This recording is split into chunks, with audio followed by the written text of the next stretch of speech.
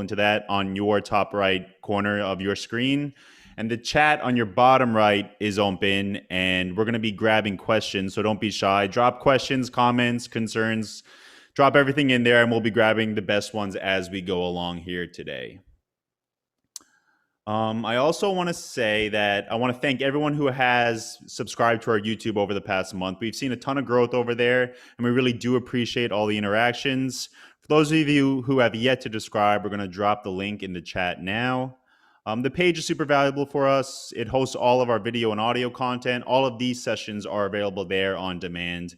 And any subs or likes or comments really helps us grow that channel. So if you're on there and you want to hit a like or subscribe with your email or write a comment, that's all very much appreciated. That page also hosts our check-in podcast, which is really a special project for us. If you have time and want to listen to something while you drive or while you work or you're at the gym, please go ahead and check that out. The last episode was with Explorer Journeys Chris Austin, and that dropped this week. And the next one is with AMA Waterways' Kristen Karst, and that's scheduled to go live in a couple of weeks too. I really enjoyed both of those conversations.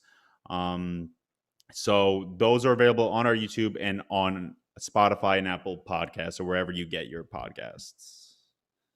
Okay.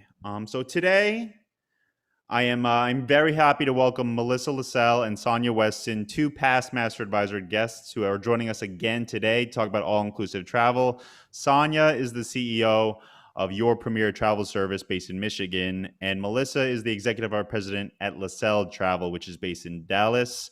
I want to thank both of you for joining us today. I know how busy both of your businesses are getting, and I truly do appreciate your time. Happy to be here. Thanks for having us. So before, I think, Son, you might be muted. Yes, I am. Thank you. Thank you. So before we get into all-inclusives, which I know we have a lot to talk about, I do want to ask about something that's been in the headlines this week. And I know international travel is becoming more and more of a real possibility for clients, but now we're hearing about passport issues. So I wanted to ask what you're hearing from clients about passport times and any of your experiences. And I was hoping we could start with you, Sanya, if you could give us a little bit about what you're hearing. Well, the passport issue has not gone away, first of all. It is definitely something that we are challenged with in the travel industry. And what we talk about in our office is basically preparing for that. They're taking, and I know that the number is changing, but at least 3 months for them to return if they're applying for it new. If they have already applied for it either before, like last year or even in the beginning of the year, some people are getting them back still in 3 or 4 months.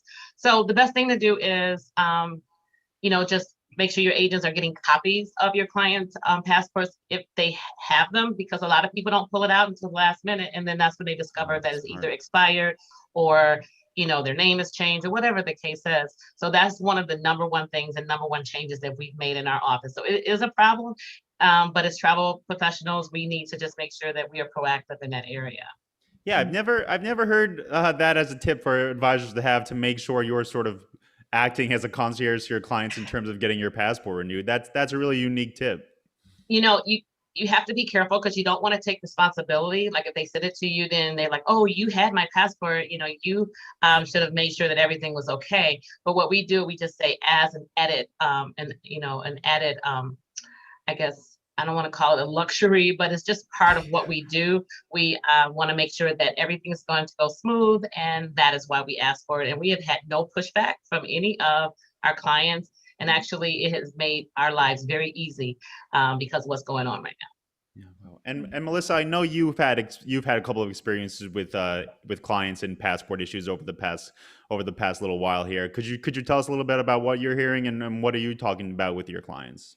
Absolutely. I feel like every day I'm getting an email from somebody asking for assistance getting their passport expedited or whatnot. I think the most important thing is at the beginning of the planning process, asking, when does your passport expire, or do you have a passport? And then being realistic. I had a honeymoon consult yesterday. She does not have a passport. They want to travel in December, and we had to have that real life. We can proceed with this planning, but we may want to have a backup. And then we always recommend travel protection, but especially in those instances that cancel for any reason, because a lot of insurance won't cover not having a passport. So being really careful to kind of have that in place so that we can pivot at the last minute and change destinations if necessary.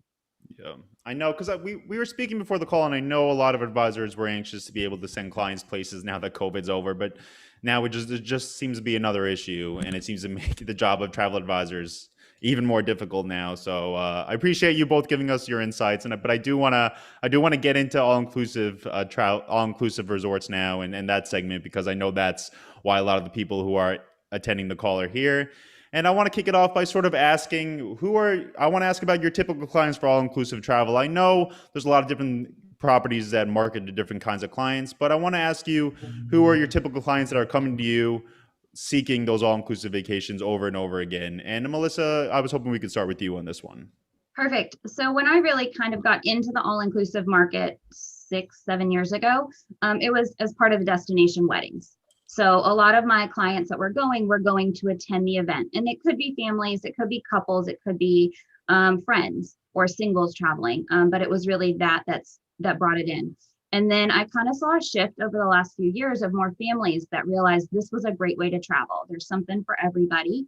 We see a lot of multi-generation travel where the grandparents can come and they can kind of relax and enjoy while the kids can go to the kids club and run around. Nobody's cooking, nobody's cleaning. So we've seen a lot of that. Yeah. And then I think since the world started reopening in June and July of last year, we've seen a pivot that a lot of our European or cruising clients, those weren't available, but they were desperate to get out. And they've started going into the all-inclusive segment and they like it.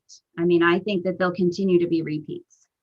So those clients who have shifted from another segment, I mean, will they add all inclusives to what they typically book with you, or do you think they're like complete converts to the segment? No, not in our experience. A lot of our clients, I mean, they are avid cruisers, especially river cruising in Europe. They're not ever going to give that up. I think that this will be in addition to that, especially if they can go back and bring family, kind of some of that multi-generation. Okay. And Sanya, I was hoping to get your take on the same question. I mean, who are your typical clients for the all-inclusive travel? Well, it's when I think about that, I think about how we started. So cruising is where we focused 40 years ago. And our clients were already kind of spoiled because they looked at cruising as being the way where you get this all-inclusive experience and fine dining and all that type of thing. So they didn't even know that all-inclusive resorts was an option. So when we were able to transition them to an all-inclusive resort experience, we found that the clients that were already shopping, unfortunately price driven, they were interested in this, pay one price, get all these things included. And that was very enticing to them. But then we also stepped up to the luxury area because in the all-inclusive space, they have done an awesome job to accommodate our low income bracket and also our very luxury bracket. So it has been interesting to see how they've been able to elevate when it comes to meals and experiences, and they have something for everyone. So, we like to sell them no matter what our client comes in for, because it is something out there for everyone. Yeah. And Sanya, I'm curious, because you mentioned that the conversion, the cruise clients into all-inclusive clients. What is that conversation like when you present all-inclusives as an option to those clients? I mean, do you have to explain the product to them, or is it something that they know about, something they've seen marketed on television and things like that? Most people come in because of the ads that they've seen on television. But what I like to first say is what we don't do, because we have run into a lot of issues with saying these exact words. And I know agents say it all the time. You can go to this resort and all of your meals and liquor are included. How many times have you said that and they don't drink? How many times have you said that and they're vegan now? So a lot of things we have to consider now, because that is just not as enticing to people as it used to be. We used to have clients that would get excited about that. So what we have tend to do is to find out what's important to them, of course, in the profiling process. And then we are able to fine tune where to send them when it comes to all-inclusive, because there's so many different all-inclusives, such as wellness, and then you also have family, and then you have couples and luxury and all those kind of things. So it's really important to still profile them, even though they come in knowing that they want all-inclusive, but some of them either don't know the details of what all-inclusive is, or they're focusing on one area that's important to them. Okay. And Melissa, I saw you agreeing with that. Is that something you and your agency do as well? Is make sure you have a good you qualify your clients correctly before you place them in an all-inclusive? I think that's the most important thing. You can't say like this resort would be perfect for everybody. It's just not that. Is beach really important? If it is, I can rule out 80% of Cancun Riviera Maya because they don't have a great beach consistently. Is food important? A lot of my clients, the all-inclusive part is all the food and all the drinks. They don't want to go to dinner and be charged more because they want the lobster. They want to be at a property where it's already included and they're happy to pay a premium to be at that level. We don't have a lot of budget clients, to be honest. We're moderate and higher. So it's really important to kind of rule that out. And while they may come in with a low price point, sometimes they just need to be educated. So for that price point, this is what I can get you, XYZ, no view, no whatever, no top shelf liquor. Or if you're willing to spend another $50 a night, this is what I can get you. And then they have the option. But especially if they're new to all inclusives, they just don't know what their money's going to get them. Yeah, and I want to get to sort of some recommendations for all inclusive resorts, especially for advisors on the call who haven't booked them yet. I just have a couple of questions. Sorry, a couple of questions before we get into it. I want to ask the clients who are regularly repeating with all inclusive resorts, whether it's the same supplier or a different supplier. I mean, what do they say to you about what they most like about traveling? Is it what you've mentioned? Is it about sort of getting that all-inclusive rate, not having to dig into your pocketbook again when you're at dinner and things like that? Sanya, if you want to take that one. Well, most of our clients, they just love the experience. As we said, there's different levels that you can offer the experience, and you upsell them from day one based on what they want. So we start off with, this is what all-inclusive, these are options that you have, like Melissa said, and then you are able to just kind of feed off of what they are interested in. So if liquor is important, then you definitely want to send them to the all-inclusives that have the premium packages, and that's your upsell, but that's your knowledge as well of caring about what your client is interested in. I say that when they come back, they are excited that their kids were able to snorkel and they didn't have to leave the property. Okay. Or they were excited that there were a lot of spa treatments that were included in the package. So they talk about those really small experiences that are important to them, and that's what they share with their friends and family, and then they come in as well wanting that same thing. Yeah. And Melissa, that's what you hear as well from your clients? Yes. Okay. It's more about the value, I think, than like the price point. So what is included with this room rate? And there are some hotel chains that they will include excursions or sometimes spa treatments, things like that. So again, like Sanya said, it's very important to qualify on what they're planning to do on their vacation. It's not just what's your travel dates and what's your budget, here's your resort, but really getting into the conversation of what does your vacation look like? Yeah. And Melissa, is that conversation ever difficult to have, the value versus the price point conversation? I mean, is that something easy to communicate to clients who maybe come in looking for a rate they've seen advertised in consumer media or something like that? Is it difficult to make that switch in their minds that you're paying for value as opposed to paying a specific price? I don't find it to be as difficult as maybe others because of my process. So okay. A lot of my clients are not online looking at pricing. They might be looking at resorts, but not pricing. They're coming to me because they want my expertise for that. So they're not necessarily coming in for that. We do talk budget, and I will be realistic, but I also charge a planning fee before I give any recommendations. And if I don't think that I can provide what they want at their price point, I'm very honest, because I don't want to take their money and then not deliver. Yeah. And before we get into the recommendations, we just spoke about what the clients like most. And I want to talk about, especially again, for the advisors who may not be super familiar with this segment in the chat. I mean, what do you as an advisor like most about booking this segment? What are the advantages for you? And what do you find as the biggest points in sort of adding this to your repertoire of things you can offer to your clients, Sanya? Well, for our new agents out there, it's this is kind of like a gift. The resorts will bundle some amazing experiences and offerings for your clients, and you can just make one phone call or just select a hotel that you like to use, and it makes your job, I don't like to use the word easy, but you'll get done very quickly. Okay. Because of that, the new agents should also do their homework, because all-inclusive means a lot of things, and you have to take a deeper dive to figure out what that is when it comes to a resort.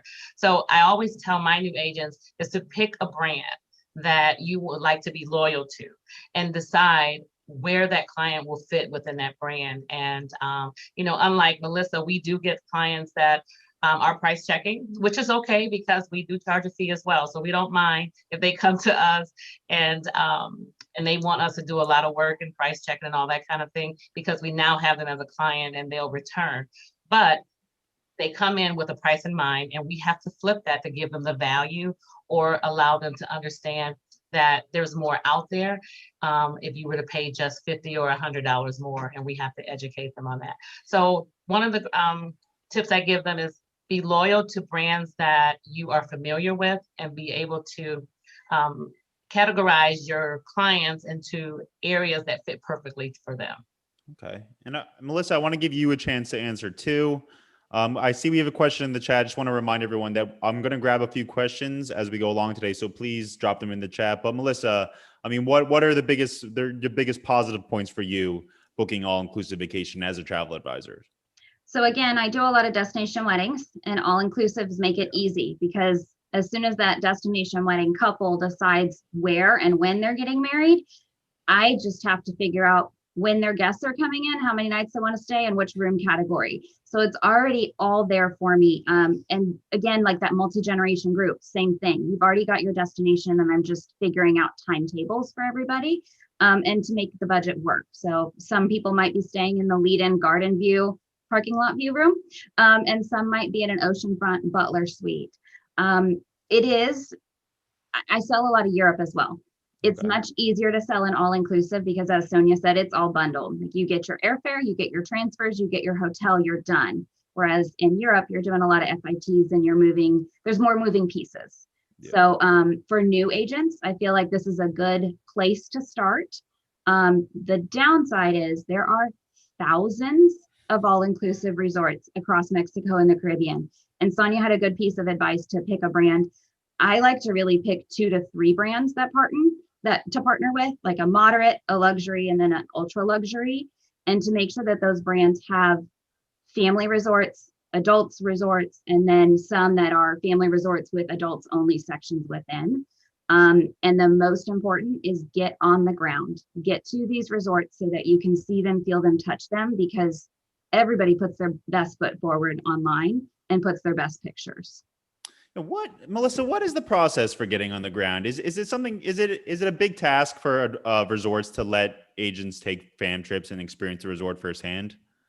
So again, we don't want to talk about from last year has changed things. But again, when you have those partnerships with brands, they're going to invite you to a fam trip because you've sold this resort. They want to introduce you to X, Y, and Z, so you sell them as well.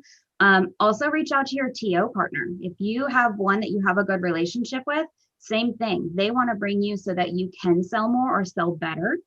I like to do my own fam trips. So I go down and I'll either use points or an agent rate to stay at 1 or 2 properties. And then I'll use a company that will put together my site inspections for me. And I'll spend a couple days just bebopping around the destination to see and feel everything. Yeah. Yeah, Dan, I was going to mention that relationships is everything, and Melissa touched on it. Selling an all-inclusive property, not only will you receive assistance from the actual hotel or the properties, but there's a lot of vendors that also support you. So as a new agent, if you're looking for support and you're doing this for the first time, this is a great place to start. And you can reach out to your BDMs or your contact through your host agency and just say these properties are those that I want to focus on, and I need to get some assistance. And they have a lot of representatives that will come to the office. They'll do webinars, and then, as Melissa said, you can go and visit them. So it's a great place to start, and it allows you to take that information and then take it to the next level. Yeah, I think that's great, and I think it's important to remember too. Had a couple of questions in a couple of comments in the chat I wanted to just read out. Sherry Thomas says that she totally agrees about brand loyalty, and she says we have a responsibility to know those brands, and her two go-to brands are Charisma and AM Resorts. So we did, and we also had a question from Janet about COVID, and I think we're going to grab this one, and then we're going to get into the recommendations. But Janet wants to know if you're seeing any pushback due to the testing, the COVID testing regulations, or the confusion about how to do the testing in COVID when you're at these all-inclusive resorts. Sanya, is that something you'd be able to give us some guidance on? Absolutely. Because of that, I took the past 3 months to travel from, to a lot of different islands for that purpose, so that I can understand what it's like when they say the COVID testing is included and what the costs are, because a lot of the information that was given was vague. It may be a charge. They love that may word. So you don't know what to expect, and you definitely don't want to send your clients blinded. So the best thing that I would say is to get the experience yourself, or send your clients or other, people and interview them when they return, so that you know exactly what that experience is like. Also, don't forget to just visit the website. A lot of people, especially our new agents, they stay on the vendor site for everything. And sometimes you can reach out to just go to the actual website of that particular resort, and you can get a little bit more information. And then at the end of the day, I'm going to be honest, a lot of the information that I've received once I returned, I shared it on social media, and other people will share this, their experience.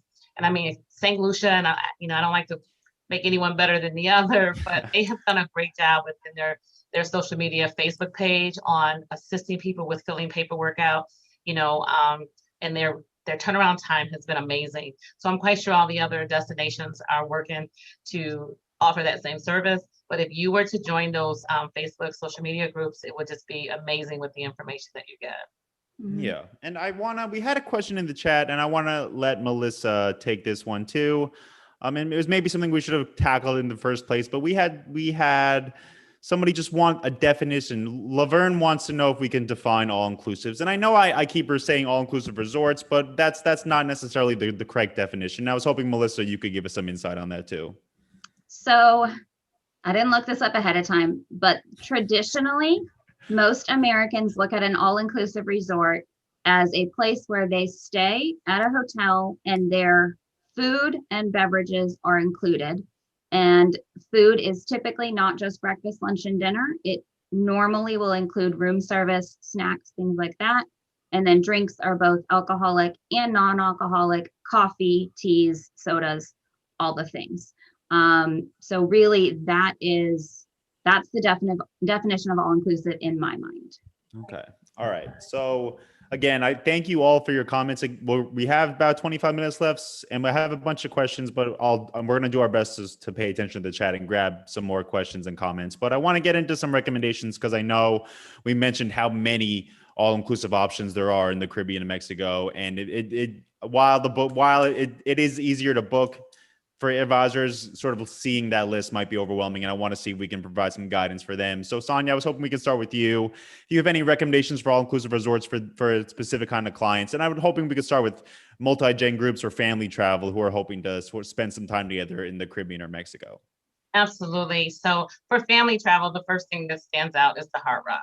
And it may not be one of my favorites, but it is a great place to send our school groups, our family groups, and they have taken the all-inclusive experience to the next level. Of course, things are changing slowly due to, I guess, the temperature of what's going on, but they're known for not only having your meals and your beverages included, but they have some amazing experiences that normally will cost a family, so much where they couldn't enjoy it outside when you're doing excursions. But when you have those excursions right on property, it just makes it for a better time. Theme hotels are really great. Like the Nickelodeon Hotel is, I just had some people come back and they are still raving about the experience for the younger kids. And we don't want to forget, the kids that are 10 and under, because we have to have something other than snorkeling for them. So it has been really great to sell those two properties, and the results are really great. So, when I think of family, those are the first two. I'm gonna let Melissa kind of chime in on the ones that Yeah. she liked for Yeah, family. go ahead, Melissa. So family, I love Hyatt Ziva Zalara Cap Cana. It's an adults only property and a family property right next to each other. Adults have free reign of the entire resort. If you're under 18, you have to stay on the Ziva Resort. This is a brand new one. It opened in 2019. They have a giant water park, and it's located on my favorite beach in the Caribbean, Juanillo Beach. The most beautiful, just white sand, white, hard packed, so easy to walk, great water sports, and the water's really calm there. So again, good for little kids or seniors that want to be out there on their stand-up paddleboard. And then in Mexico, Xcaret is a really popular one because it goes beyond the typical all-inclusive, and it gives you access to 9 different experiences, like going to Shellha or going ziplining, things like that are included in your room rate. Okay. And again, I know a lot of advisors on the call have different recommendations too. And if you want to drop them in the chat, we'll definitely take a look at all those too. To just to sort of spread the word about all the all-inclusive options in the Caribbean and Mexico. Melissa, you spoke about how you do a lot of destination weddings, or is that helped your transition into this segment? I was curious if you had any recommendations for those resorts, any recommendations advisors who are maybe dealing with their first destination wedding they should look into or they can present it to their clients. And I think it really depends on the honey or the destination wedding couple and what they're looking for. One that's become really popular recently is Majestic Elegance Costa Mujeres. So it's in the Costa Mujeres community north of Cancun. It's 2/3 adults section and 1/3 families. But again, really beautiful. For another family property would be Dreams Playa Mujeres. I've had several weddings there, and they all go really smoothly. Again, something for everyone. Okay. And Sanya, do you have anything to add there for, even if it's not weddings, for romance travel or honeymoons or anything like that? Because it does seem like a segment that lends itself to that kind of travel.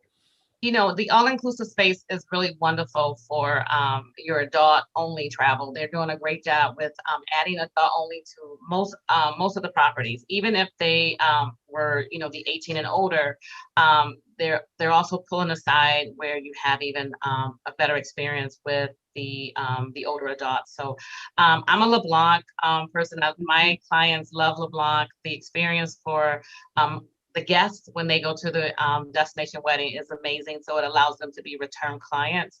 And it also, the Palace, they do wonderful weddings.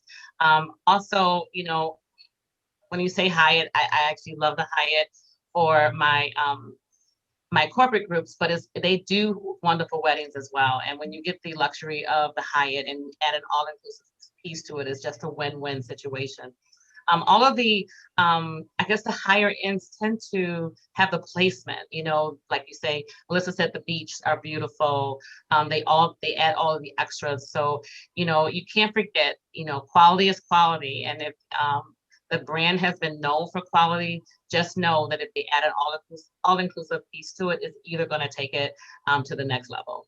Yeah. And we do have a bunch of people in the chat, a bunch of advisors giving their recommendations. Panama Jack, Lisa says, is awesome for families and the little ones. The Brando in French Polynesia for ultra luxury. Catherine says it's even good for families. And the destination is open to vaccinated travelers, which I know is important. We have a couple of others. We have a couple of questions about recommendations, and let's see if we can help with these. Carissa, Sanya, I guess I'll present this one to you. Carissa wants to know about any good resorts for Punta Cana for families looking for a vacation. Well, there is a Hard Rock in Punta Cana. I think it's one of the biggest. So, so that will definitely be a start for you. And let's see here, another one. Now we do the Majestic. They do have 2 sides. So they have the family side and they have, the side for the adults only. So I just like the the timing it takes to get to that particular resort, Yeah. that makes it really great for families, because kids don't last long in the car. And I don't know, I guess Hard Rock is where we hit hard in the Punta Cana. That is one of our top sellers. Yeah, and you did speak about brand loyalty, so the Hard Rock is it seems to be something that you consider part When of I that think of family. kids, it's just that they Yeah. have so much, and then it makes the adults kids as well. Believe me, I just got a picture sent to us where the adults were riding in the like race cars, and they were kids at heart. Believe me. Yeah, and Melissa, I see you looking at the chat, but I think someone just wants you to clarify your Xcaret recommendation. I have trouble with even saying that word there if we have it in there. And there's still a bunch more in the chat. Ryu Properties, Barcelos coming up, AM Resorts. I would, that's who I would say in Punta In Cana. Mexico. I love Hard Rock. I sell a lot of Hard Rock. Hard Rock Punta Cana is enormous. And I actually find families that are turned off by that, because when you have to haul a kid and your room is back by the lobby and the beach is a 2-mile walk, it's a turn off. So in that instance, they're looking for a smaller property. Dreams Macau is a amazing one. I would definitely recommend that. Again, Hyatt Ziva, Cap Cana with the water park, all of that would be a great recommendation. It's 20 minutes from the airport. Okay. So we have a bunch more people talking about recommendations in the chat. Please don't be shy, keep them coming. But I do want to move on, and I wanna let everyone sort of have their say in the chat too. But I want to go back to sort of talking about the advisor point of view on this topic. Okay. And I want to ask about service fees. Now, Melissa, you mentioned you do charge service fees for this segment, and I'm curious. Do you charge service fees for every single segment you book, or is that something unique to your all-inclusive options? I typically charge a service fee for everything that I book. There are some exceptions. I have clients that travel with me 4 to 5 times a year, and I'll typically end up waiving theirs. But it's always at my discretion whether I want to waive it. It's stated right there on our website. Very easy to see. We don't try and hide or manipulate from that. For all-inclusives, they're pretty easy for me to put together because I know them so well. So a lot of times I'll start at $50 per adult. I don't charge for kids. If it's a multi-gen trip, I may just do one instead of a per person, just a couple hundred here.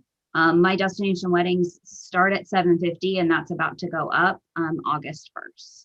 Yeah, and Sanya, is that something similar, the process for your side of things as well?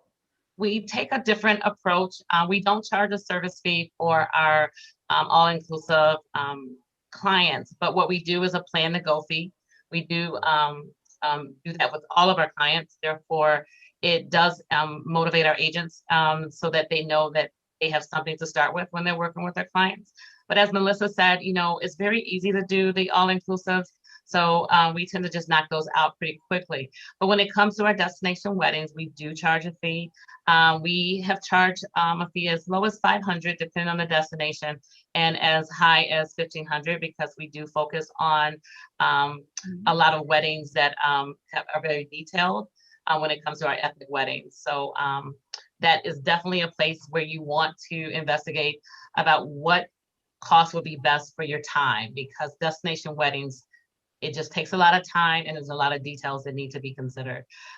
So, there's different ways that you can, as a new agent, attract clients or make money. And you have to determine what your marketing plan is, especially when you're starting out, because a lot of people are price conscious. A lot of people are loyal to other people, and you just want to make sure that your service represents what you're charging. Okay. That is good. A good tip too. And I know, yeah, we have people in the chat thanking you, Sonia, for that too. So we have a little less than 15 minutes left. If you have any questions, please drop them in the chat. We'll have a few minutes for time at the end here. So let me ask the next question, which I wanted to talk about booking, how you guys are booking your trips. And I know there's all inclusive options. You can go direct to the supplier, and then there's tour operator options as well. And Melissa, I was hoping we could start with you on this one. I mean, what's your process? Do you book through a tour operator, or do you book directly with an all inclusive? I would say 95% of the time I book through a tour operator, 5% would be booking direct. And that's because I know certain properties that won't allow me to price match or get the best deal, or they're known for adding in a last minute promo that I'm going to want to add. So Oh, again, okay. it's that knowledge of the brands. Oh, okay. And Sanya, is that similar to your experience? It is. So we do approximately 90% directly through the tour operator, and then we reach out to the actual hotel. And the reason we do that is because of the perks. Not only are there promotion codes, but a lot of the vendors are doing a great job with adding, extras to the all-inclusive or up in the game of the all-inclusive. So they have, private transfers or even, upgrade to the transfers where they have the luxury cards. And then also, they give them, credit so they can use it to have excursions. And I like that little extra because, like we say, Melissa, it makes it easy. We get all these things wrapped up in a package, and our vendors are very helpful with assisting us with that. Yeah, that is it. Oh, Melissa, did you want to say something? It's semi off topic, but kind of part of it. No matter how you book, know your brands and know which has agent rewards and register your bookings. So many of the major companies have them. Don't forget to register. Most of them, not none of them, most of them don't care how you book. Just register. And then some of them will send an extra amenity to your clients from you, which is that touch. And that's the picture that they're going to post on Instagram that's going to get more people coming in your door. Yeah. And to add on that, if I could, not only will the hotels do that, but your destinations, your tourism boards. So your Jamaica, your Antigua, add those, you log those particular reservations, and then there's perks for you and also for your client as well. And a lot of people don't know that you get that extra help from the tourism board when your client is traveling to those destinations. No. Yeah, that is something I know advisors. I know there's a lot of comments in the chat about getting to these destinations, and that's one way to do it too, especially if you're booking heavy volume. So it's important to know as well. Sanya, it's something you mentioned to me earlier in the week. I did want to ask on the call, and again, we only have about 10 minutes left, so please drop your questions in the chat. But you spoke about leveling up with clients and sort of making a vacation that might not be considered all-inclusive into an all-inclusive. And I was hoping you could share that experience for us and with everyone on the call today. Yeah, so because I've been in the business for like too long, I was kidding, but over 30 years, you get kind of boring with the all-inclusive package. So I get creative. And after we profile our clients and find out what their likes are and what's important to them on their vacation experience, then we try to just take it a level up. So we add the butler service, we add the plunge pools, we even add the penthouse. And it's really easy to do that once you get the client, just programmed to knowing that all-inclusive is the way to go. But now that I've been doing it for so long, what else do they have to offer? And we will put that in as a first presentation to them. So, when they see what they can have and then what they've been having, then there's always something in between. And the resorts are really changing. They have the same mindset, because I know a lot of the brands who did not have butler service just a year ago are creating the service, and they're seeing that the client is enjoying that. But one key thing to that, you have to define butler service to your clients, because a lot of people don't understand what a butler could do. So of course, we put together a list of things you can request from your butler, or how you can interact with your butler so that they know, oh, I can do this. Because if you don't tell them and someone else tells them at dinner, and they're not going to be happy with you. So you want to make sure that you give them a list of things that they could possibly ask their butler to do that they will love. So, going overboard and adding those little extras always makes a difference. And leveling up is what we're doing in every area now. So can't leave out travel. Yeah, you mentioned not getting set in your ways, and is that something that has helped you build a successful business? Is it noticing that you might be a little stagnant, and then making sure that you're sort of upping everything and then raising a level on service, raising a level on product offers, raising a level for your clients to get to that next the next booking, things like that? Is that something that's important to you? It really is. And, once you've been in the industry for some time, you have to stand out. I mean, there's, we here in Michigan, we say there's a hair salon on every corner. There's a travel agent on every corner, everywhere. So you really have to stand out. And how do you do that? You you really have to stay focused on the needs and also be creative. And I find that that's important to our clients, and they appreciate that. I mean, even go as far as booking some of their dinner reservations before they get there. I'm gonna be honest, they get a whole checklist when they check in, and some of the things they just forget to do, or they have kids with them. And then when they go to try to go to dinner and they're denied, and it's an all-inclusive resort, that's just not a good feeling. So as an agent, make sure you take that extra step. And if you're offering these wonderful resorts, you need to know that they have to make reservations for some of these some of these restaurants. And you can definitely do that ahead of time. Yeah. And Melissa, is there anything you want to add there? I saw you agreeing with Sanya, but is that something you do with your clients? Or are there small touches that you make sure you include in your service with your clients when you're sending them to these kind of resorts? Absolutely. And that's honestly part of my planning fee is I'm not just booking your reservation, but I'm servicing your reservation all the way up and through travel. And so anytime I have a resort where I do have like a pre-arrival concierge, I will send an email and introduce my clients to that concierge. And this is the person that can help you make your spa treatment appointments ahead of time, or may be able to help you with reservations. I know with COVID, a lot of resorts started requiring reservations, and part of that stipulation is you couldn't make them until you arrived because they didn't want them to get completely booked up with guests not even on property yet. And then the other thing is I give typically 5 options within their budget range.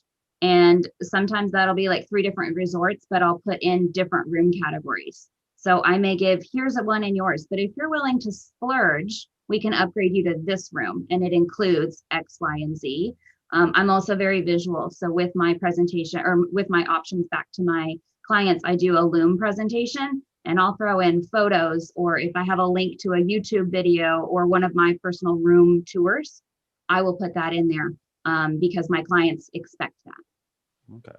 Yeah. So we do have about 5 minutes left. Again, if there are any questions in the chat, please drop them in there. I want to ask one or two more maybe, and then I'm gonna let Sanya and Melissa have a chance to wrap things up. But I was wondering, we do have a couple of comments about COVID in the chat, and I know I know it's not an old topic, but it's a topic that's it's regurgitated, or it's the topic of every conversation now. And but I do want to ask about it. What are the COVID requirements now in the Caribbean, Mexico? Because I know Mexico was a big winner in the early stages of COVID because it was maybe one of the only possibilities for a lot of these clients pre-vaccination. And I'm curious, what are the requirements now? What are the protocols? What are you hearing from resorts? Melissa, do you want to take this one? Yes. So Mexico has been one of the only destinations that does not require testing to enter and has not. Obviously, you still have to test to come back to the United States. I always recommend that my clients do test before you go, so there's no surprises when you arrive. Yeah. It depends hotel to hotel, city to city, as far as what the protocols are. I know in Riviera Maya, they're kind of going into not a lockdown, but they're tightening restrictions. And there's going to be some inspections over the next few weeks. So some resorts that have been very lax on masks and they've been optional are now mandatory for the next several weeks in public places. So I think it depends. And this is where you have to have that brand loyalty, and you need to know because you can't know everything about all 1,000 resorts there. But if you partner with select ones, you're going to get those email updates, and that's the easiest way to do it. Yeah. And Sanya, is that what you're hearing as well? Yes. But the one thing I tell our agents is you have to speak in today. So when you sell a property, you say today the rules are, these are the requirements today. What it will be a week from now, I don't know. And a great example is what Melissa said, because we received emails just yesterday that the restrictions in Mexico were changing and that they were doing these inspections in a lot of the hotels. That was not in place when I was in Mexico last week. So you definitely need to stay up to date on that. And I also do the same thing. I tell my clients to be tested before they go because, to get stuck over there, a lot of the hotels are changing, today that they're not paying for you to stay if you test positive. So you really want to know what your situation is, and there's no surprises before you get there. And Sanya, I just want to follow up on those situations when things can change so quickly. How are you talking to your clients about travel insurance with with all inclusives, or even just sending them to the Caribbean or Mexico in general? I mean, what are you saying to them? What are you advising them or recommending them to, so they can be sure that they either are able to go on vacation or they're able to get their money back if there is a problem? Well, insurance is mandatory for all of our reservations. We just talk about the benefits and encourage them to just take advantage and know that we're trying to help them. And that couple of $100 is not going to make a huge difference if you were to have an issue. So we did not have this in place last year, but we do now with every single reservation.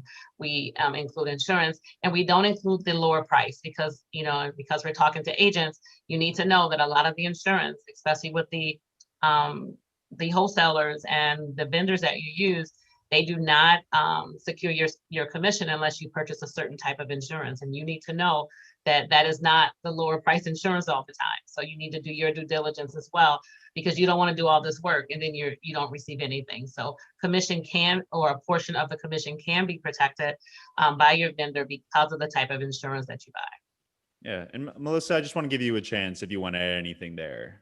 So insurance is not mandatory for our bookings. We do always put it in place and say it's optional. And if you choose to remove it, the prices would drop by this amount. But we definitely put it in there. The tour operator, my kind of preferred TO that I use, has a cancel for any reason, and they have a future travel credit version that's less expensive. And then they also have a cashback version. And I'll kind of go over those differences with my clients. And then I just skim over you can take this out.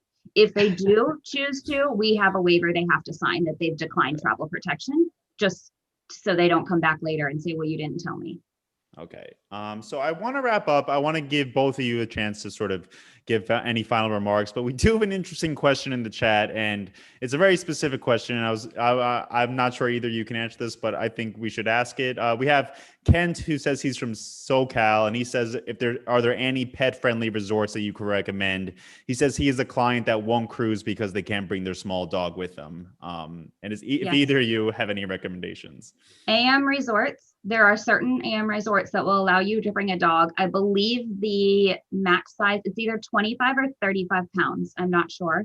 So you have to check on that. And then I would also recommend checking with the government of the country that you're going to make sure that the dog meets all requirements so it's not quarantined upon arrival. Okay. All right. Well, again, I want to thank everyone for joining us today on the call. I know we went through a lot. We went through pretty quickly. Got a bunch of recommendations for resorts, and we spoke about tour operators, things like that. But I want to give Sanya and Melissa one last chance to any tips you have that maybe we didn't speak about, anything you want to mention, particularly for new advisors who maybe aren't super familiar with the segment or aren't super used to booking it yet. And I also want to thank you both ahead of time for all your time you gave me today, and say I really appreciate both of you, because this is the second time you've joined us, and I really can't thank you guys enough. So Sanya, do you want to kick us off on sort of the final remarks? Absolutely. Well, Dan, first of all, thank you. I love coming back to educate our travel advisors. So it just helps to make our industry a better industry. But my advice to our agents is just, like everything, it's very simple. Back to the basics. Do your homework. Know exactly what the product is before you send your client there. Profile your client, and then enjoy what you're doing. So visit all of these resorts so that you feel confident when you send your clients out. And with now, COVID and passports, just stay up to date on all of the changes, because it'll make the difference with your job and also with the results of your client's experience. Yeah. And Melissa, do you wanna share anything? I think it can be overwhelming, but pick a partner to start with or several. Get to know them as much as you can. Do their trainings. A lot of them, AM Resorts, I know has come up a couple times. They have a great training that introduces you to the destinations as well as the resorts. Do what you can to know that information ahead of time. And then if you don't know the answer to a question, don't make it up. Find it out for your clients. And I'll always tell them that, like, I may not know the answer, but I know the person that can get the right answer. I think that's very important in this day and age where things are changing constantly. And then just get out there, experience them yourselves, and you'll fall in love with them. The more that you love them, the easier it is to sell. Yeah. And we have a lot of very positive comments in the chat. So again, thank you so much, Sanya. Thank you, Melissa. Thank you all for attending. We'll be back next month. So we're going to take a 3-week gap now, but we'll be back next month. So I hope to all see you there. For those of you asking in the chat for the recording, it will be live on our YouTube page today because we streamed it. So the recording's up there right now, and it'll be in TMR's newsletter tomorrow. But thank you both so much again. Thank you, everybody, and hope to see you